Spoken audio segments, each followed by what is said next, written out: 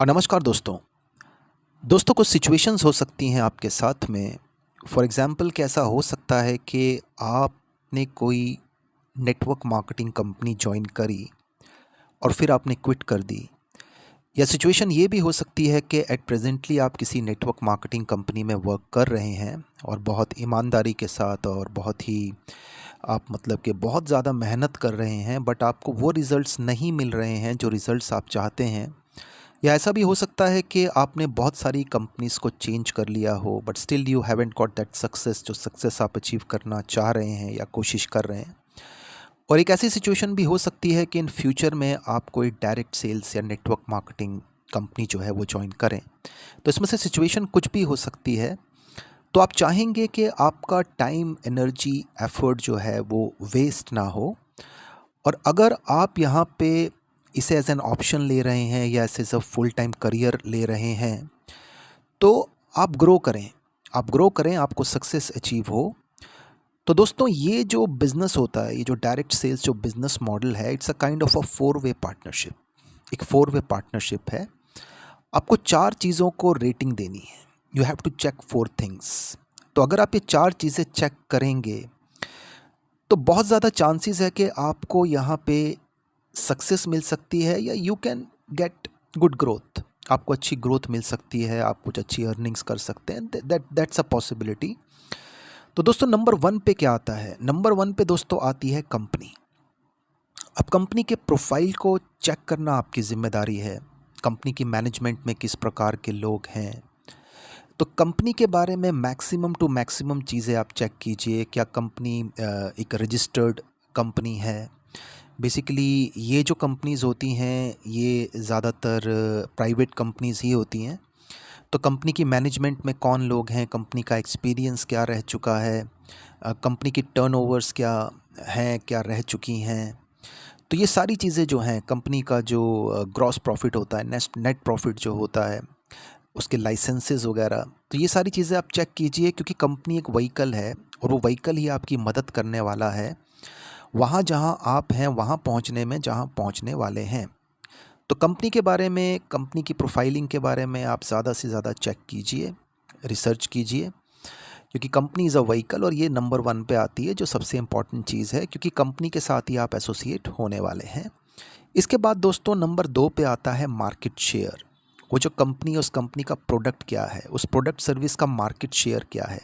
अगर market share company का जो है वो बड़ा है, उस प्रोडक्ट सर्विस का मार्केट शेयर बड़ा है, तो बहुत ज़्यादा पॉसिबिलिटीज़ हैं कि आप ज़्यादा प्रॉफिट्स बना सकते हैं। या आप एक ऐसी मार्केट में हैं जहाँ पर जिसका कंज्यूमर बेस बहुत अच्छा है, तो ऑब्वियसली वहाँ पे प्रोडक्ट की जो रिटेलिंग हो सकती है या प्रोडक्ट की जो डिमांड हो सकती है, वहाँ पे सेल्स की अपॉर्चुनिटीज़ बढ़ जाती हैं दोस्तों।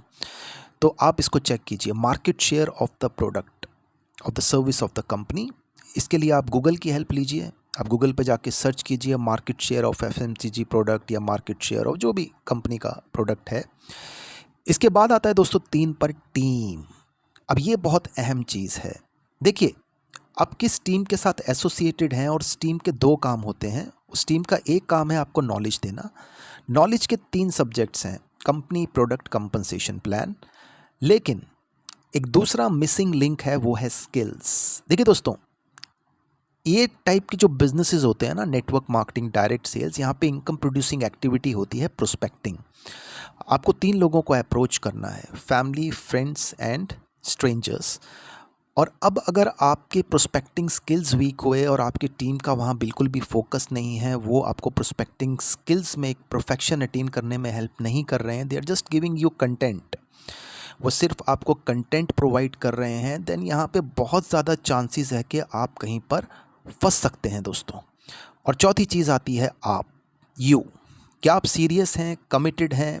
क्या आप दिल और दिमाग दोनों को साथ लेके चल रहे हैं? Are you a practical kind of a person?